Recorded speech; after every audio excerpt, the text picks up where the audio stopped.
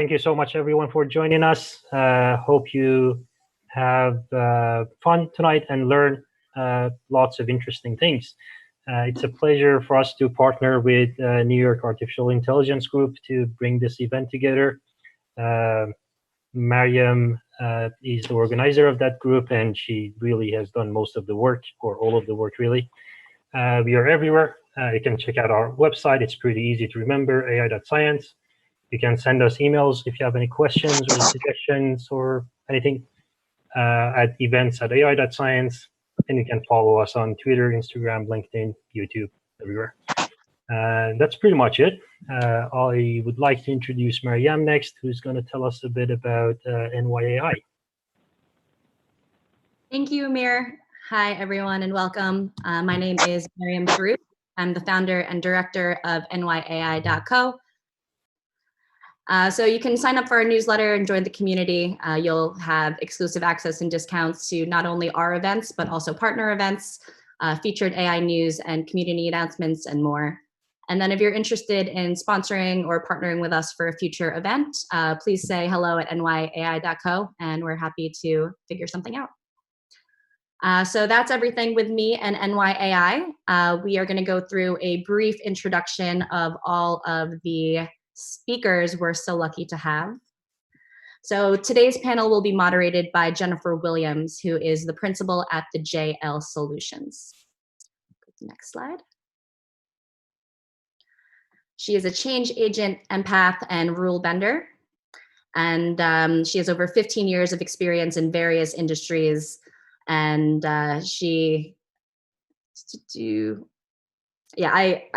I'm not going to read this whole thing, but she has a lot of great experience, and she's luckily moderated some panels with a lot of the speakers before. So really excited to see this as a bit of a continuation from previous conversations too.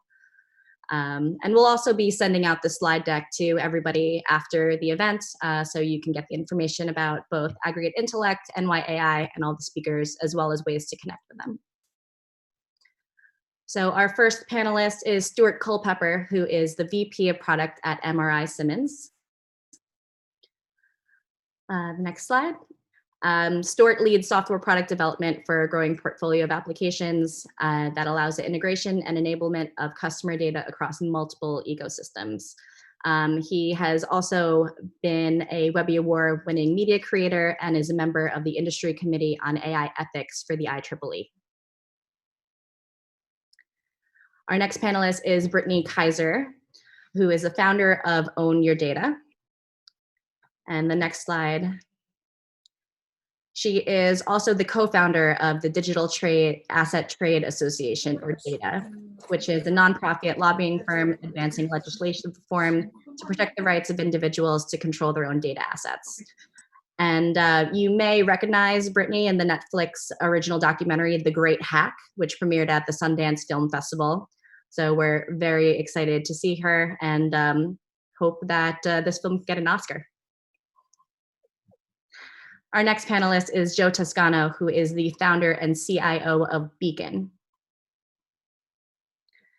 He is an award-winning designer, published author, and international keynote speaker who has previously consulted for Google in Mountain View. I will let you read the details of why he left, but you should definitely check out his TED Talk. Want to work for Google? You already do.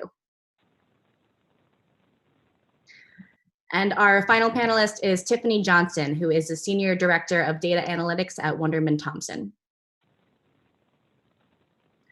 Tiffany is an ethical data advocate and strong believer in helping companies and individuals discover their own path towards ethical data ownership, transparency, and use.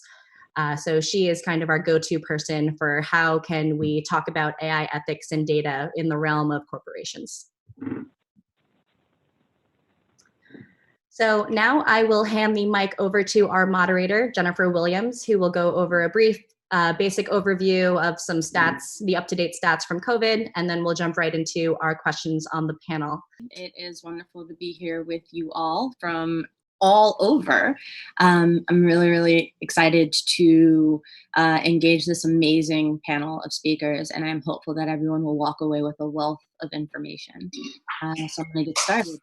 As of noon today, globally, there are 3,255,454 confirmed cases of COVID-19. And of those, 1,056,402, or about roughly a third of those cases, are inside of the US. Next slide, please. And so what we've done is broken this apart, looking at the differentiation between cases in the US and cases in Canada, of which 1,081,531 are in the US, and we have a recovery of 128,141, which sadly puts us at 62,706 deaths. Whereas looking at Canada statistics, there are 54,001 cases, 21,194 of those are recoveries, and 3,272 of them have unfortunately passed away from this virus. Now, just to juxtapose, because I wanted to ensure that we're able to look at everything at a lens, and because we're talking about data, looking at China's latest stats, there is a confirmation of 84,373 cases, of which there are 77,610 recovered and 4,643 deaths. I am not here to be the data police. We have a panel of individuals that can do that, but there is an obvious disparity in those facts and those figures. And so taking into account the information that you are looking at, as well as taking into account the individuals who are providing that information, continues to be extraordinarily important. So with that, so that everyone can be on the same page, I want to introduce panelist Brittany Kaiser so that she can provide a few basic concepts and key terms around data so that everyone can be on the same page as this conversation continues. Brittany? So over the past month or so, I think you guys have probably seen that one of the main critical conversations we're having around the world is that we now have an unprecedented pandemic crisis, and we are slowly dealing with finding ways to flatten the curve or to prevent an outbreak like this in the future. And the tech and medical communities from around the world have started to collaborate both in the public and private sector to start to look at what contact tracing would look like. So if we were to give access to our data, either willingly or unwillingly, would we be able to successfully track and trace who has come into contact with whom? And when we find someone that has contracted coronavirus, are we going to be successful in figuring out where that has gone and be able to contain it a lot faster and save human life? And obviously, most of us are in technology because we believe that tech is going to be what solves most of the world's problems. You know, we're here because we know we can have a positive impact through the work and research that we're doing and building.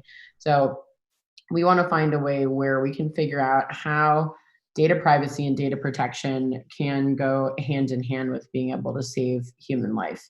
And unfortunately, what we've seen is that a lot of governments and companies around the world that do not have great track records on protecting human rights, that don't have great track records on data protection, are now working together and giving away sensitive data sets, sometimes without the proper protections in place. So I wanted to give a quick overview of what data privacy advocates normally think about, what are these core concepts, so that throughout this conversation, we can refer back to whether or not these issues are being properly addressed in these new coronavirus prevention projects and contact tracing. So firstly, we always think about transparency. So what data is being collected about us? I don't know if you guys have spent any time reading terms and conditions of apps that you download on your phone, or the terms of service when you are using new tech platforms, or even just visiting a new website and accepting the T's and C's of putting cookies onto your computer. But what you'll realize is that most of those terms and conditions are not transparent. Therefore, it's very difficult to find out what data is being collected about you where and how? And then where is that going? Where is it going to be held? Who's going to get access to that? So opt-in and permission structures are kind of the next step after transparency. So that's really agency. What do we know about the data that's being collected about us, and who's going to have access to it, and what are they going to do with it? Do we have any rights to say no? Is our data going to be sold on for purposes that we wouldn't agree to? How much control do we have? How much agency do we have in that conversation? And then when we go to ownership, which data ownership is one of my favorite discussions to have, what rights do we have over the data and information that we're producing? Data is now the world's most valuable asset, yet in a lot of countries, and especially during a time of crisis, what rights do we have to say that is my data and I should have the rights to know where it's going, and the right to opt out as well if I don't feel comfortable with that. Do we own our data as our property? And if we do, can we financially benefit from it if it's being monetized? And if we don't, then who does own it? Is it fully the platform that collects it from us? So those are the types of concepts that I think we should really be keeping in mind as we go through this, transparency, agency, and ownership. Thank you so much, Brittany, for that breakdown. And so now I want to engage you, Brittany, Tiffany, Joe, and Stewart in a bit of roundtable conversation, because I have questions, and I'm certain that a lot of the individuals that are listening in today have questions as well. So going to start with the softball. What is the value of privacy, especially looking at the disruption that COVID-19 has created and caused globally? Is it worth giving up your privacy to ensure your safety from disease or from violence? What is the value of it? You spoke to it being extraordinarily valuable, Brittany, but I'd like to get more in depth and granular about what that actually means. Of course. So, I mean, I'm happy to kick that one off by being a little bit controversial. Not controversy. Here's two things to think about. One is that it's not privacy that I see as valuable, it's my data that I see as valuable. Data as a digital asset, as its own asset class, is the most valuable asset on earth. More than oil and gas, it surpassed it in 2017. And that asset class is being owned and managed by people who have collected our assets from us. And we haven't had those rights. We haven't had any agency or control over what is being done with that. And we're certainly not seeing very much benefit from it, besides a free Google and Facebook account. But I think we all know that that isn't free. We're the product that's being sold. If we're thinking about why is our privacy valuable, I really like to say that that it's the data itself that is valuable. And if we have agency and control over that, then we should have the right to monetize that for ourselves. Why do people care about privacy? I mean, privacy to me is a little bit of a scaremongering tactic. It's a word that means if you give your data assets to someone else, if someone has your personal information, then you should be afraid that they are going to abuse that privilege and that they are not going to use your data for purposes that are going to be in your best interest. They might even do something with it that does not keep you physically safe. Now, when you think about it that way, you're like, okay, well, I want to keep everything private because I wouldn't want my location data to be given to everyone around the world, or people know where I live and who I hang out with and where I'm going on a daily basis, because that starts to get scary. But if you think about if we had full transparency and control over our data, and we knew and agreed to what it was going to be used for, and we could keep our personal identifiable information safe, known as PII, so my name, my address, things like that, and the rest of my data sets couldn't be connected back to those core identifiable pieces of information, then I could safely share my data in an anonymous or pseudonymous way, and I wouldn't have to be afraid to keep everything else private. And I think that's really the balance that we're looking for in these contact tracing projects. Thank you. I would like to add a point. I do think that I agree with the data ownership aspects of it.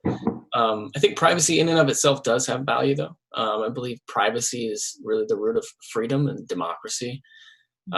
It's the freedom to say something that you disagree with someone and have no consequences to it. It's the freedom to be a weirdo and not be judged. It's realistically, like, we have a lot of fear-mongering messages about even just the details of location data or ads or all these things, which I agree with. There are definitely problems with those access layers.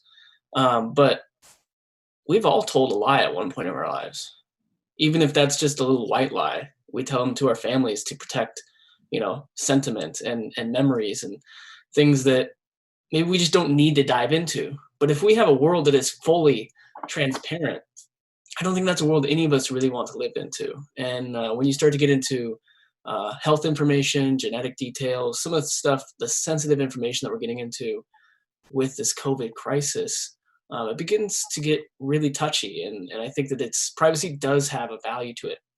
What is that value? I'm not certain. I'm not going to tell you a monetary value. I don't think even Brittany would tell you a monetary value, right? It's very hard to put that on it, but there is a value to it, and we struggle to define it. We always have, and I think we always will. You can even look back to early documentation on it from the Supreme Court Brandeis, and you can see, the conversations around mechanical cameras back in the day, transportable cameras, not even phones, cell phones, but like, it's been debated for hundreds of years. And I don't know that we do want to absolutely define it in strict legislation. We need to have these kind of conversations, and I'm really happy we are. I would also say that I don't know that we can't define that in terms of legislation, or that we shouldn't. One of the things about privacy, as you said, and I think you're totally spot on, it's one of the foundations of creating a kind of free society, that somebody can have sovereignty over themselves. And, one of the, it's a little bit far from the AI discussion, but, one of the key legal arguments that, was the underpinning of the case of Roe versus Wade, and of women's sovereignty within her own body, was based on the Sixth Amendment, which contains the right to privacy. And so if we think about it having value, it has absolute value. But in the context of data and AI, it has an even more tangible value, and we can measure it because we can look at the P&L of Facebook every year, and we can look at the P&L of Google and people who gather that data. And we know how much money they're making. That is the value of privacy. That is the value of privacy invaded. And if you think about, well, are these things important? The fact that I might have ordered something for my Amazon Kindle or bought a cupcake making kit or something like that.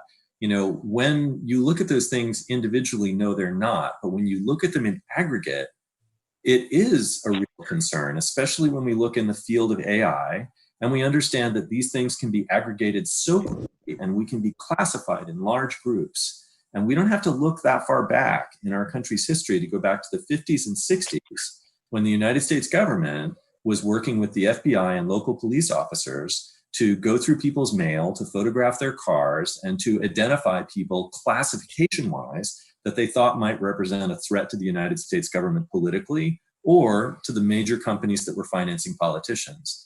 And the only instrument they had to do that was to create these very enormous lists, which they then distributed. It was called a blacklist. It determined whether or not you could get a loan for a house. It determined whether or not you could get a job in a corporation or a school. It determined whether or not, if you were a person of color, you could live in a certain area or not. So the value of privacy is really important.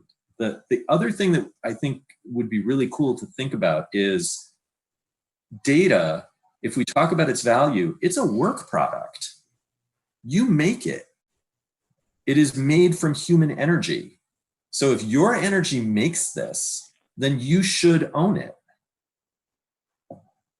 And I'd like to actually add to that a little bit too, because I think all of us are advocates of owning your data. Absolutely. And I also think that it comes down to what I hear over and over again is choice, is that you should have the choice to say, yes, I want to share my data, or no, I don't want to share my data. Even things with contact tracing.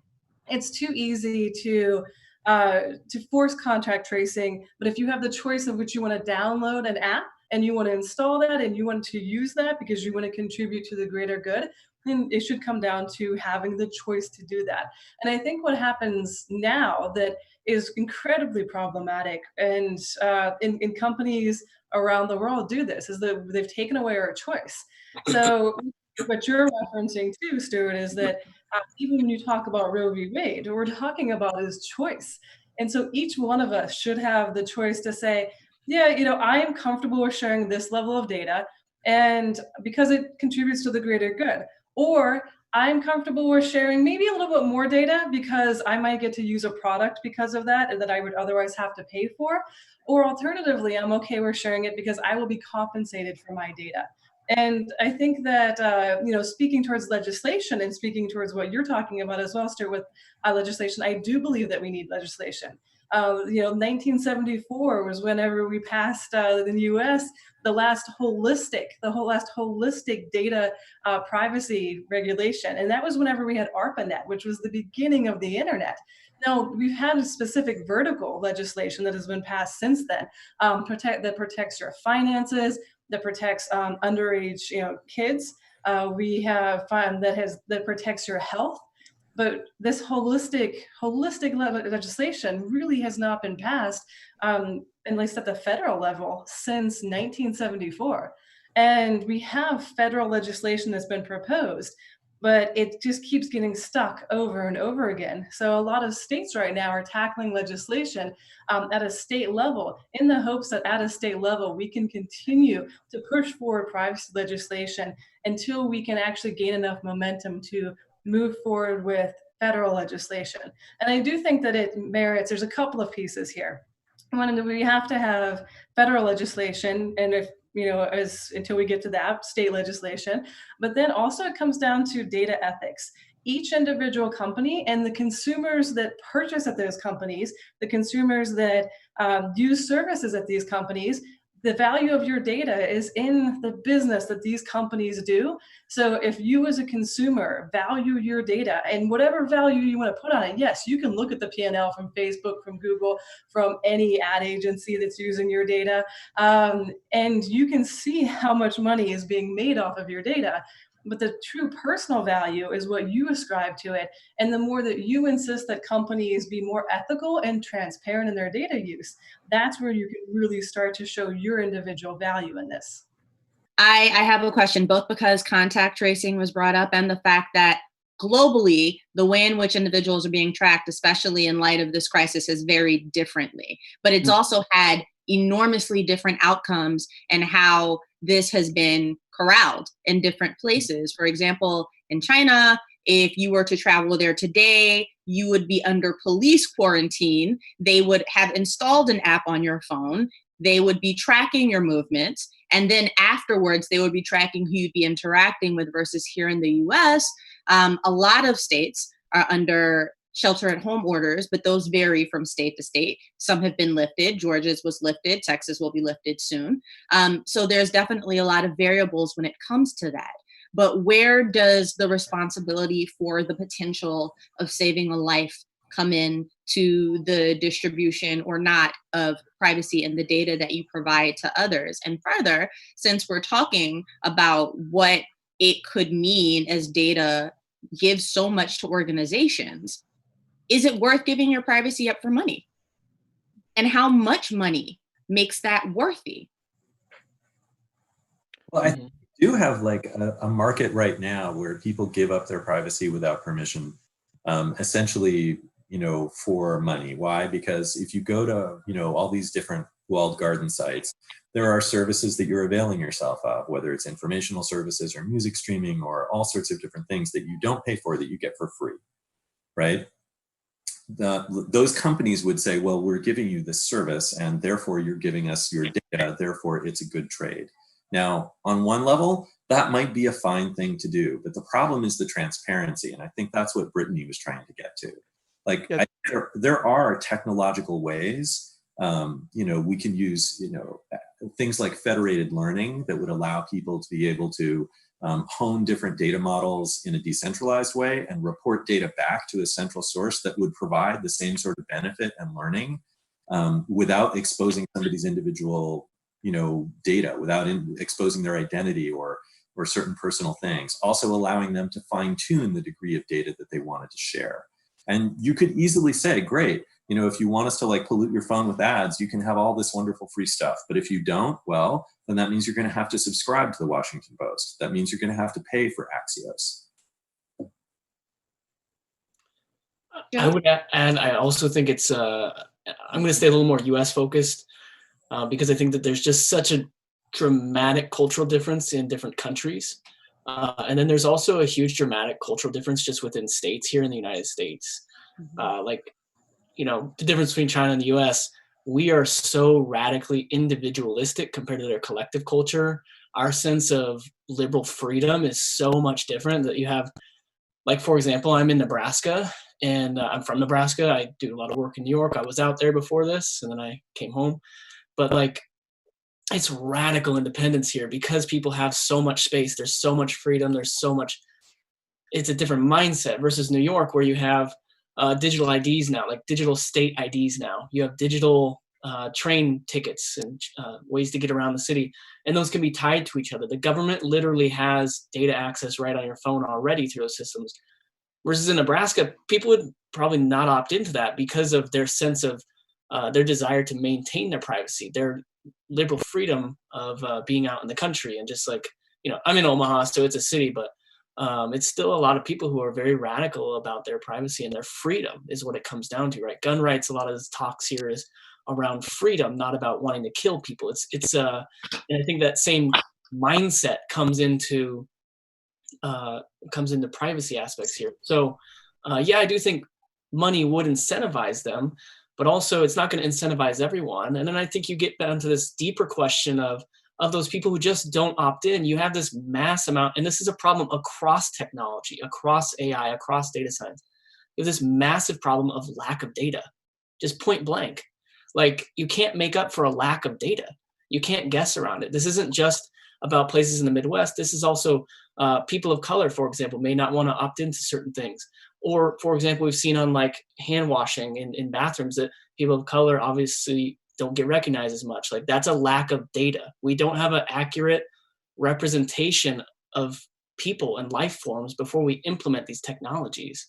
And I think that's a huge problem. I want to get a deeper understanding in regards to data privacy and ownership, where ethics actually come in, because in a lot of these conversations, ethics tend to be an afterthought.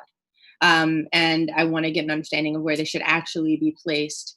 And then I want to make the distinction and the differentiation between tools that consumers of tech and actual tech companies can and should be utilizing, and the ways in which that can be utilized.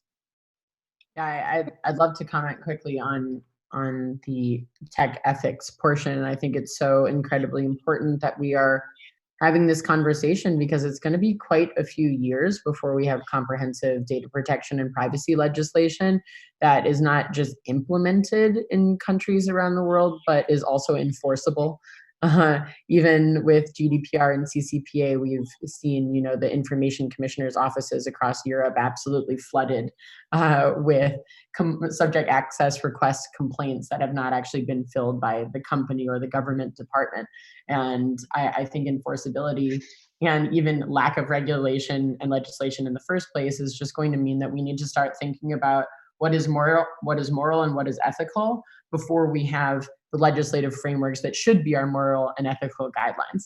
So while we're still writing those, while we're still working with Congress and parliaments around the world to implement those, what is it okay to do? What should you be doing with data, regardless of whether you can legally do or not? What should you and should you not be doing? And I know that Tiffany can speak to this even better than me because she's just started a data ethics practice within her group.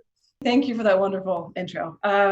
Because data ethics, I think that, so the best way for me to explain this, and the way that I have approached this again and again, because I work at a publicly traded company, is that I talk about data ethics in the practical sense, right? I have walked into room after room after room of high profile investors, people, business people who run massive Fortune 500 companies. And the minute that I say data ethics, I see eyes roll around the room, right?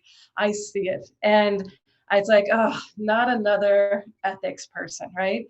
But really what it is data ethics is just good business, guys. It's like, it is good business because just as Brittany said, it's not what can you do, but what should you do? And at the end of the day, if you have more ethical practices, that goes far beyond just compliance, because compliance is one thing, right? Compliance means that I am doing the bare minimum that I absolutely have to do because the law says that I have to do it, and if I don't, then I'll get fined. But data ethics is a company taking that next step and saying, okay, so what should I do? What is important to my company beyond compliance and to my consumers? And what responsibility do I have to my consumers to make sure that I am transparent with them, that I give them the option, the choice to remove their data or to not participate if they don't want to. And then I tell them how long, and Brittany, this is really your words as well. How long are we going to use the data, and how are we going to use the data, and what data are we going to use? And so I find that so far as we've done research in this, what we have found is that first, when we've done panels and we've done surveys, an overwhelming amount of people, 91% of people, believe that companies have a personal responsibility to them as the consumer to protect their personal data and to be transparent about their personal data. And so they expect companies to be responsible for this. And so when companies pursue data ethics as an actual practice, to develop guidelines and principles, and then also pass that on to the consumer and give you choice, also more likely to trust those companies. And then if you're more likely to trust those companies, then you're more willing to do business with them. And then on the flip side of that too, how you also make money for this is that if you trust that company, you're probably not going to lie as much when you fill out that form, right? So you're going to give your real name, you're going to give your real birth date. You're actually going to tell them, I'm interested in this or this product or this service, and I want to hear from you, because there are things that you do want to know. There are ads that you do want to see. And so if they're more transparent, there's more likely that you will trust them. And that's kind of the goal here. To that end, I want to get an understanding then, because if you are doing the work to ensure that organizations and companies are ethical and they're doing what they're supposed to, and then consumers are in place to feel more comfortable to provide their data, I want to get an understanding of the risks then of the erosion of privacy, especially from an AI perspective, because all of these seem to be dovetailing into the other. And I want to get a thought from you as our panel and as leaders in this field about thoughts around those risks. Well, I can give you a very concrete idea of a risk. And some of that has to do with something that everybody in the panel is very familiar with. Is just kind of a routine thing called data fusion, right? Where you have different data sets that contain different kinds of information, and you need to be able to combine them to get a more complete picture of something so that you can make smarter decisions or whatever it is you're trying to do with that data. Forecast, predict, learn, it doesn't matter. But what happens is if you take certain sets of data that are collected under certain circumstances with certain audiences of people, and then you walk over to other sets of data that are, both anonymized, but they're both, say they're based in certain regions, right? You take those data sets and you put them together. It doesn't take that much more for an AI algorithm to start piecing together different pieces of those amalgamated sections of data and to literally reconstruct an invasion of privacy. Like, that's entirely possible. And I was actually working in a circumstance on an AI product that was basically designed to do ethnographic research at scale. And it was proposed that this particular AI that I had built be combined with another AI that was involved in tracking disease control. And the idea is that it would reveal, essential information to be able to healthcare products. And I was the only person who sat in the room. I was the yet another ethics person. I'm not even the ethics person. I'm just the getting things done guy. And I had to sit there and say, wow, there's a huge risk in taking the idea that we have anonymized personal statements from people who have been talking about their healthcare conditions and then matching it to a set of behavioral data that could be geolocated by zip code and doctor's office. And all of a sudden, like, no, we don't ever want to put those two data sets together. And the argument that won the day, that stopped it from happening, was when I conclusively explained to everybody how badly they could get sued. But that was the thing that stopped them. Mm-hmm. I believe it. I believe it. Any other thoughts around the privacy erosion from AI and the issues there before I change topics just slightly? Okay, gonna keep on trucking. Joe, in our previous question around the value of privacy, brought up a good point in regards to the cultural differentiation and how people take in data and how they feel attached to it or not attached to it. And even in the preparation for this panel, looking at the distinctions between class and culture, especially as it comes to COVID-19, it's now been well documented that Black and brown bodies are falling to COVID-19 and are passing away at a much higher rate than any others. And there are a lot of different variables as to why that is the case. It is too easy to just say that that is occurring. Racist systemic injustice, healthcare bias, so on and so forth, plays a part in that. But also looking at how individuals want to assert themselves, especially in the US and in spaces of lockdown. I made mention of the individuals that stormed the state capitol in Wisconsin. They were very upset. They also did not happen in any way, shape, or form to look like me. And I made mention of there being a direct distinction if there were in mass, a demonstration of Black and brown bodies doing the same on the state capitol. There would be a very different outcome. But even speaking to that point, culturally, being in New York and having certain affectations and thoughts around what data means and how I should be able to interact with it, and Joe being in Nebraska, bringing up your points about how individuals look at personal freedoms and then may or may not regard data as a truism or not, I am interested about how we collectively as an AI community can come together to leverage our knowledge and our skills to bridge this gap. Because again, I'm seeing a class issue, I'm seeing a cultural issue, I'm seeing racial disparity. There are a lot of different pieces and components that make this up. And I'd love to get an understanding from you all what your thoughts are around that. Yeah, so one thing I want to start with is like in my book, I wrote a whole chapter on this. And I think that it's very important that we talk about this because it's not just like a good thing to do for humanity. It's literally better business sense. One of the lines I brought up was similar to no taxation without representation. Mm-hmm. I believe there should now be no implementation without appropriate representation.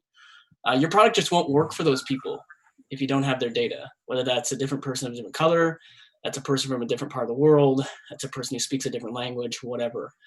You need the data to do the appropriate actions within your application for it to adapt to those life forms.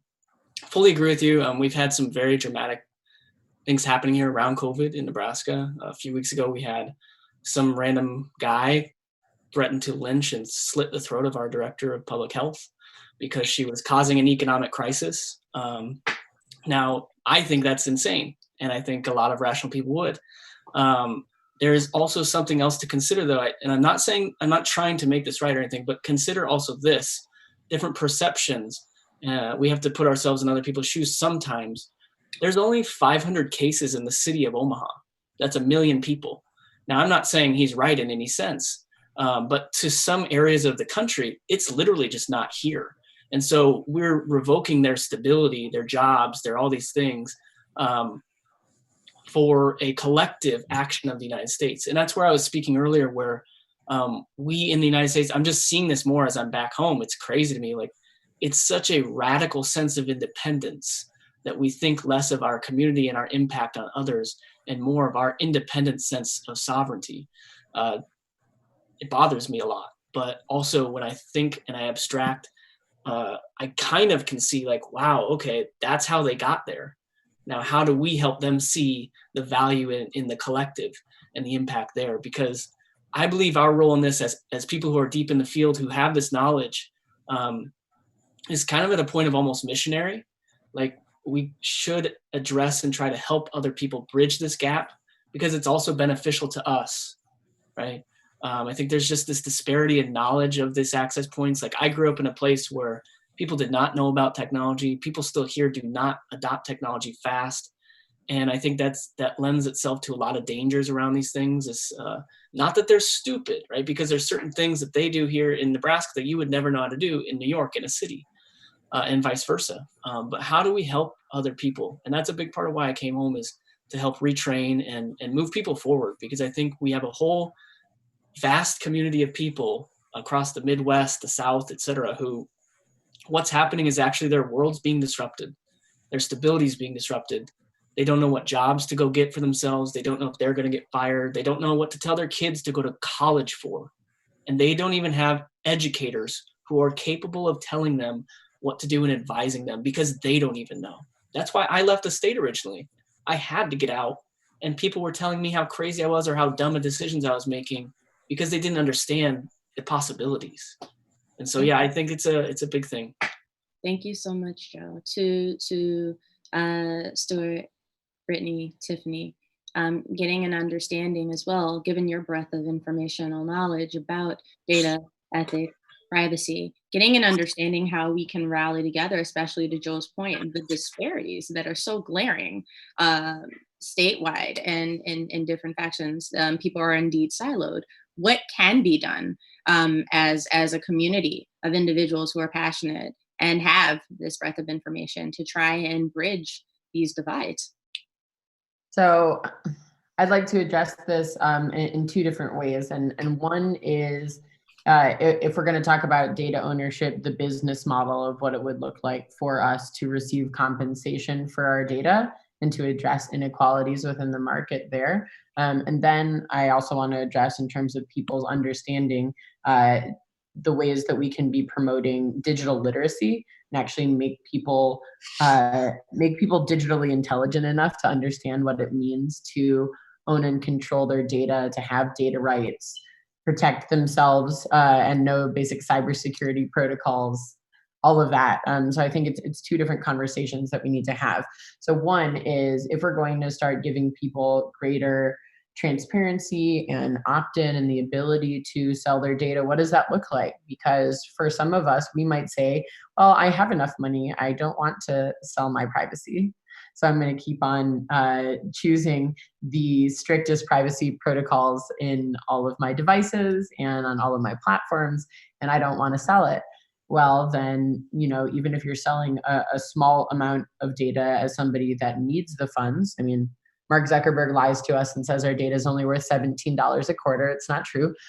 Our data could be worth an exponential amount depending on where we're becoming a data input into. What are these algorithms? Who are they being used by? How can we monetize information about ourselves or produce more data specifically to solve certain problems?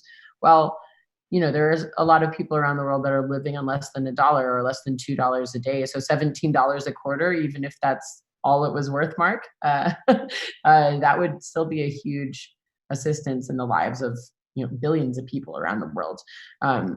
So we need to think about, are we going to create a new type of inequality by giving people the chance to sell their data or sell parts of their, what you would consider their privacy, because they need the money, and then other people can choose privacy?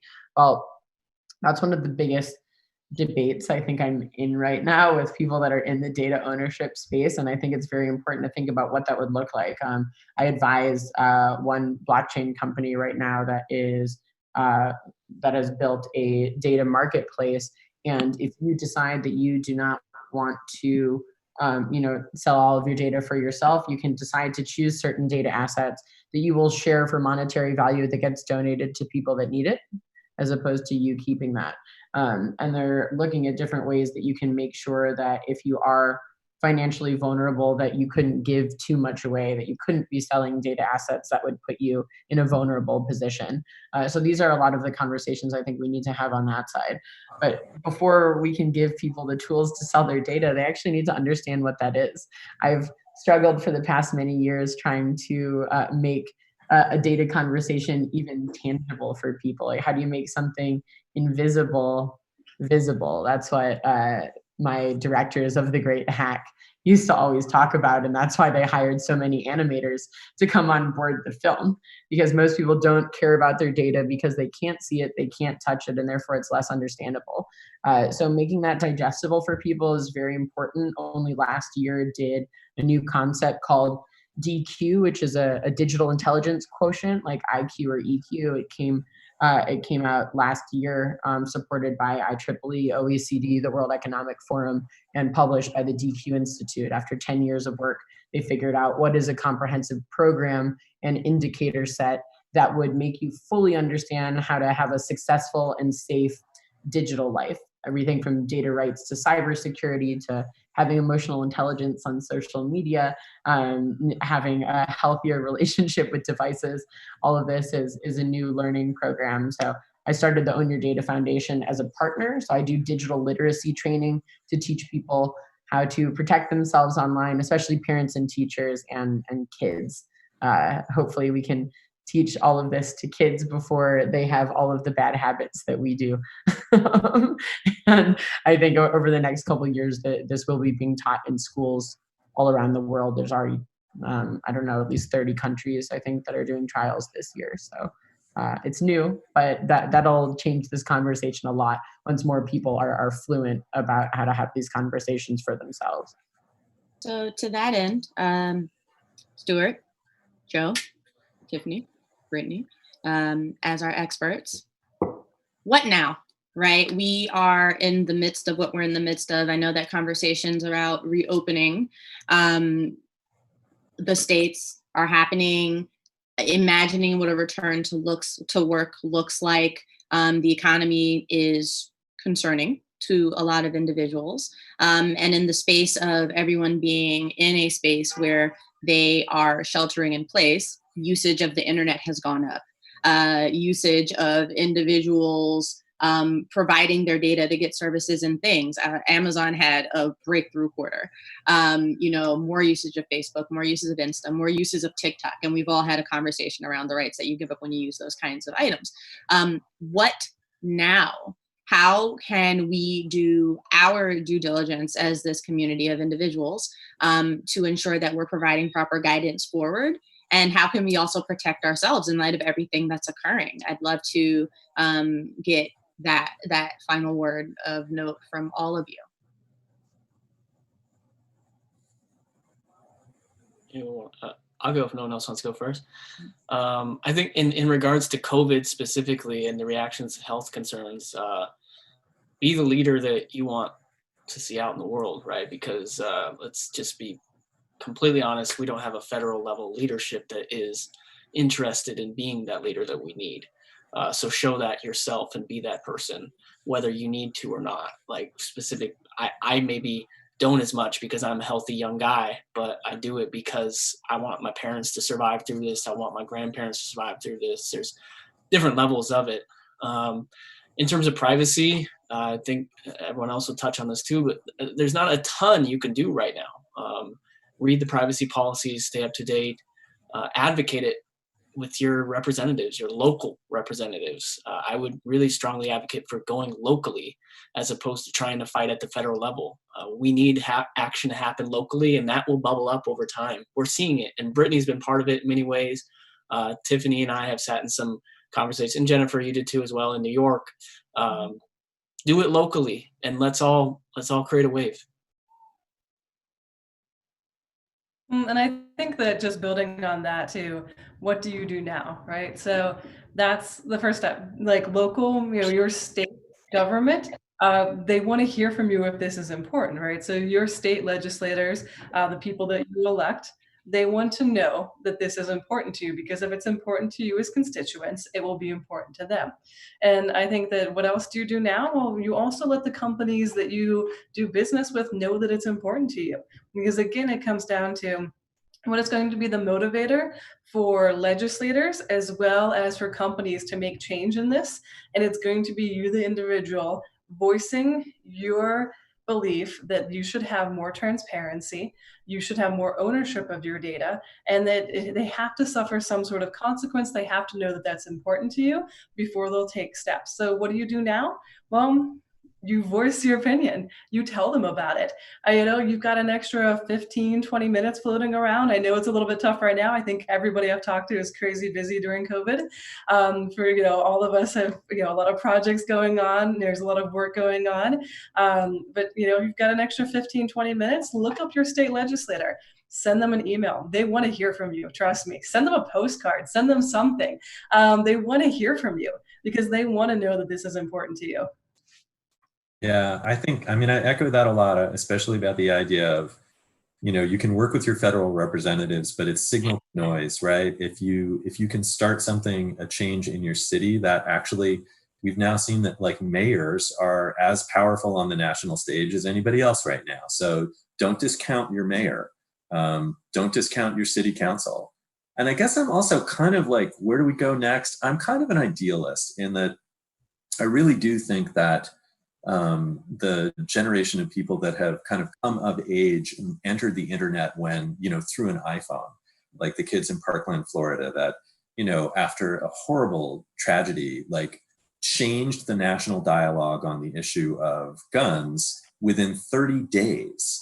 And they did that because they're digital natives. And I am optimistic that there is a world of digital natives that can grow forward and make change. And when you look at what big government's capable of doing, it is capable of doing a couple of really good things.